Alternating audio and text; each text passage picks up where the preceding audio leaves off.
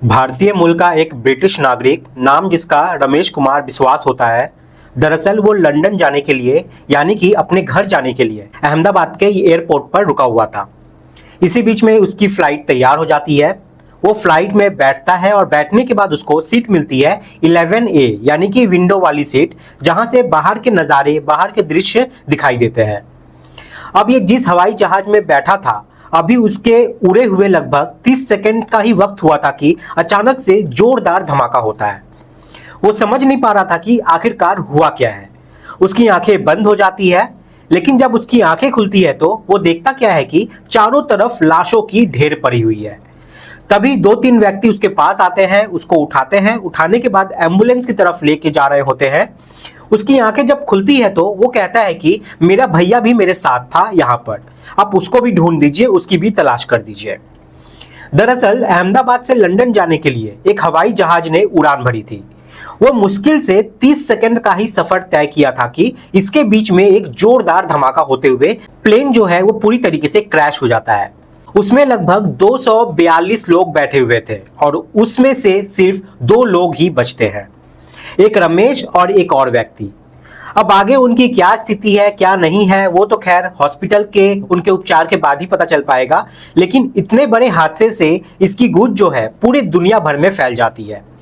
आज की इस कहानी के माध्यम से इसे समझने की, जानने की हम कोशिश करते हैं कि आखिरकार हादसा क्यों हुआ था, इसके पीछे की कारण क्या वजह रही होगी।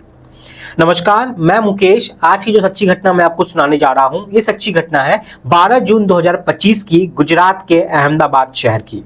अहमदाबाद का एक एयरपोर्ट है जिसका नाम है सरदार वल्लभ भाई पटेल इंटरनेशनल एयरपोर्ट। दरअसल एयर इंडिया की एक फ्लाइट प्लेन नंबर AI-171 जो कि अहमदाबाद से चलकर उसको लंदन जाना था। अब फ्लाइट के डिपार्चर से पहले इंजीनियर्स की अलग अलग टीम वहां पहुंचती है। वहां जाने के बाद कोई हाइड्रोलिक सिस्टम की जांच कर रहा था, तो कोई इलेक्ट्रॉनिक सिस्टम की जांच कर रहा था, कोई इंजन को चेक कर रहा था, तो कोई व्हील का प्रेशर चेक कर रहा था। किसी ने जाकर वहां जलपान की व्यवस्था देखी, तो किसी ने वहां पर पानी और फ्यूल को देख रहा था। सभी ने अपनी अपनी तरफ से ओके की रिपोर्ट दी। अब जैसे ही ओके की रिपोर्ट मिलती है तो इसी बीच में जो यात्री थे जिनको लंदन जाना था, जो कि एयरपोर्ट पर अपनी इस फ्लाइट का इंतजार कर रहे थे, वो बारी बारी से आने लगते हैं और यात्रियों की संख्या होती है 230। 230 यात्रियों में अगर हम बात करें तो भारत के जो नागरिक थे वो थे 169, ब्रिटिश के जो नागरिक होते हैं वो होते हैं 53, पुर्तगाल के जो नागरिक होते हैं वो होते हैं 7 और एक नागरिक इसमें कनाडा का होता है। टोटल मिलाकर यात्रियों की संख्या यहाँ पे हो जाती है 230 और क्रू मेंबर होते हैं टोटल 10। जैसे ही यात्री अपनी अपनी सीट पर जाकर बैठ जाते हैं तो जो क्रू मेंबर होते हैं उनको दिशा निर्देश देना होता है, जैसे कि यदि आपातकाल स्थिति पैदा हो जाए तो आपको कैसे बचना है, कैसे अपनी खुद की रक्षा करनी है, अपने के साथ साथ कैसे पड़ोसी की रक्षा करनी है, कैसे ऑक्सीजन के पाइप आप निकालेंगे, उसको पहनेंगे, कैसे दूसरों की हेल्प करने से पहले आप खुद की हेल्प जो है वो करेंगे। इस तरह से क्रू मेंबर ने गाइडलाइंस देते हुए सबको सीट बेल्ट बांधने को कहा। अब यहां से फ्लाइट जो थी वो उड़ने के लिए तैयार थी, लेकिन उड़ने से पहले फ्लाइट के कैप्टन भी अपनी तरफ से जांच पड़ताल जो करते हैं वो कर रहे थे। कैप्टन होते हैं सुमित सबरवाल, जिन्हें 8200 घंटे हवाई जहाज उड़ाने का आसमान में एक अपना ही अनुभव था, और साथ ही सब पायलट जो होते हैं उनके साथ क्लाइव कुंदर, जिनको 1100 घंटे फ्लाइट उड़ाने का अनुभव था। उन्होंने ऐलान किया कि यह फ्लाइट अहमदाबाद से चलकर लंदन की तरफ जाएगी। यह सफर होगा 6817 किलोमीटर का, और सभी यात्रियों का स्वागत करते हुए वो बताते हैं कि यह फ्लाइट जब आसमान में उड़ेगी तो 4300 फीट यानी कि 4300 फीट की ऊंचाई यानी कि 1300 मीटर की ऊंचाई पर यह फ्लाइट उड़ेगी। सभी यात्रियों को शुभकामनाएं देते हैं और इसी बीच में क्रू मेंबर भी अपनी अपनी संदेश जो थे वो दे रहे थे। अब ये सब कंप्लीट होने के दौरान इसी बीच में बड़ी संख्याओं में ऐसे मुसाफिर भी थे जो यहाँ पर अपनी सेल्फी खींच रहा था, तो कोई बाहर का दृश्य को अपने कैमरा में कैद कर रहा था ताकि उसका रील बना के सोशल मीडिया के अलग अलग हैंडल्स पे डाल सके। कोई अपने परिवार को यह बताने की कोशिश कर रहा था कि फ्लाइट उड़ने वाली है, सब यहाँ पर ठीक ठाक है। सब अपने अपने तरीके से ऐसा कर रहे थे। ऐसा बताया जाता है कि एक महिला होती है, महिला जैसे ही सेल्फी लेती है, सेल्फी के उसके पीछे एक बहुत ही VIP पर्सन बैठे हुए होते हैं। उनके पीछे गुजरात प्रदेश के पूर्व मुख्यमंत्री विजय रूपानी वो बैठे हुए थे। वो महिला ये दिखाने की शायद कोशिश कर रही थी अपने परिवार वालों को कि जहां मैं बैठी हूं, देखो ठीक बिल्कुल उसके थोड़े से फासले में ही इस प्रदेश के पूर्व मुख्यमंत्री भी बैठे हुए हैं। वो अपनी खुशी जो है वो यहाँ पर जाहिर करने की कोशिश कर रही थी। हालांकि ये दावा किया जा रहा है कि फोटो पुराना है। ये भी दावा किया जा रहा है कि ये फोटो हाल ही का फोटो हो सकता है और अंतिम फोटो है। अब वो फोटो अंतिम है या पुराना है ये तो खैर पता नहीं, लेकिन इस तरह की मीडिया में चर्चा जो है वो चल रही है। ये विजय रूपानी जो गुजरात प्रदेश के पूर्व मुख्यमंत्री रहे थे, जो कि 16वें मुख्यमंत्री के रूप में चुने गए थे। साल 2016 से साल 2021 तक वो मुख्यमंत्री गुजरात के रहे थे। दरअसल इनकी बेटी जो कि लंदन में रह के अपना कुछ काम वाम करती थी, पढ़ाई करती है, तो उनकी बेटी के साथ इनकी पत्नी जिनका नाम है अंजलि रूपानी है, वो भी वहीं पर थी, जो लगभग 6 महीने से अपनी बेटी के साथ ही रह रही थी। तो ये भी अपनी बेटी से मिलना चाहते थे। साथ ही जब वापस आएंगे उधर से लौटकर, तो उन्होंने प्लान बनाया हुआ था कि अपनी पत्नी को साथ लेकर वापस आ जाएंगे। इसलिए उनकी जो फ्लाइट थी, इसी फ्लाइट में उड़ने का उनका प्लान बना हुआ था, जो कि अहमदाबाद से लंदन की तरफ जा रही थी। सब अपने अपने मस्ती में मग्न थे, क्योंकि यह सफर अब जल्दी से ही शुरू होने वाला था। अब जो हवाई जहाज है वो रनवे पर चलने लगती है। शुरुआत में धीरे धीरे चलती है, उसके बाद फिर टेक ऑफ के लिए वो रफ्तार पकड़ने लगती है। अब जो टेक ऑफ है वो होने वाला था।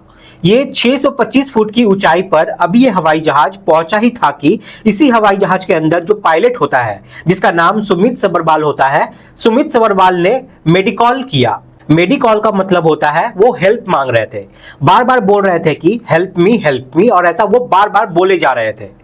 इसका मतलब ये होता है कि एयरपोर्ट की जितनी भी सुविधाएं हैं, ये सुविधाएं सबके लिए चाहिए। यानी कि पायलट ने अब एयरपोर्ट से मिलने वाली तमाम सुविधाओं को अपने लिए आमंत्रित कर दिया था, जो कि कुछ ही तत्काल प्रभाव से उन्हें चाहिए थी। चाहे वो फायर ब्रिगेड हो, चाहे वो एम्बुलेंस की सुविधा हो, चाहे वो आर्मी हो, चाहे वो पुलिस हो, जो भी मदद उन्हें मिल सकती थी वो सब वो अब तत्काल प्रभाव से वहां पर मांग रहे थे।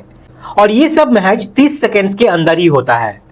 अभी ये फ्लाइट एयरपोर्ट की जो 4 दीवारी थी उसको क्रॉस भी नहीं की थी कि तभी एक जोरदार सा तगड़ा सा ब्लास्ट होता है।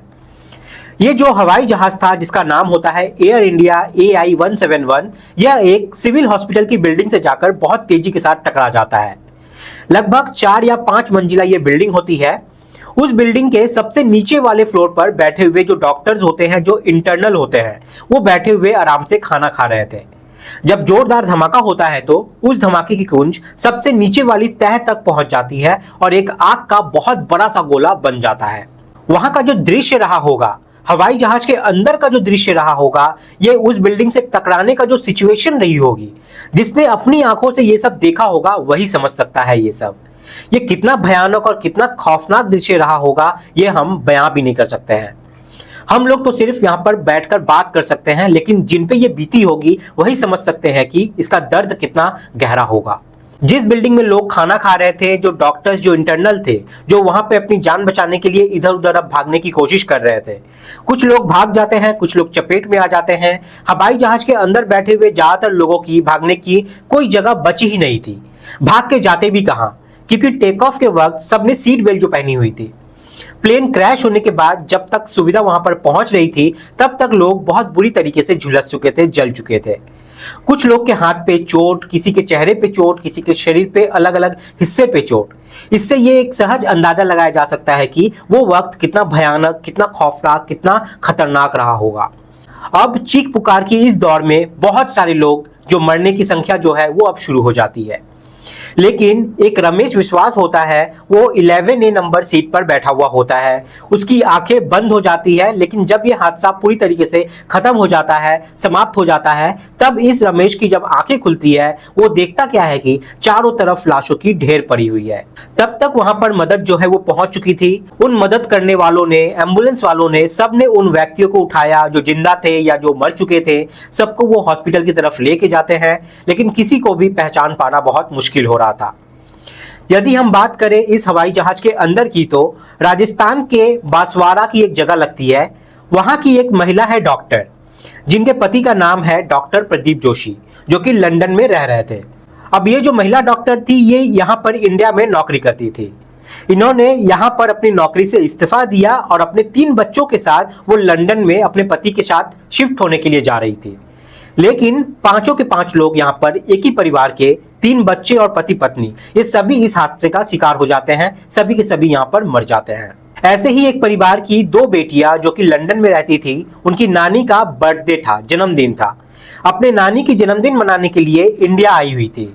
उनका फोटो बकायदा सोशल मीडिया पर बहुत तेजी के साथ वायरल भी होने लगता है। अब जाते जाते नानी से विदा लेकर गई ये दोनों बेटियां भी इस हादसे का शिकार हो जाती है, मर जाती है। साथ ही सकीना बहन जो कि अपनी 1.5 साल की बेटी के साथ आई थी वडोदरा 16 मई को, उनके देवर की शादी थी। देवर की शादी हो चुकी थी, अब उन्हें वापस जाना था लंदन, लेकिन ये भी इस प्लेन क्रैश का हिस्सा बन जाती है और वो अपनी बेटी के साथ दम तोड़ देती है। ऐसे ही गांधीनगर के रहने वाले कुबेर भाई खेमचंद अपनी पत्नी और बहन के साथ जा रहे थे लंदन, क्योंकि उनका बेटा वहां पर रहता था, नौकरी करता था। अपने बेटे से मिलने के लिए, कुछ वक्त अपने बेटे के साथ बिताने के लिए वहां जा रहे थे।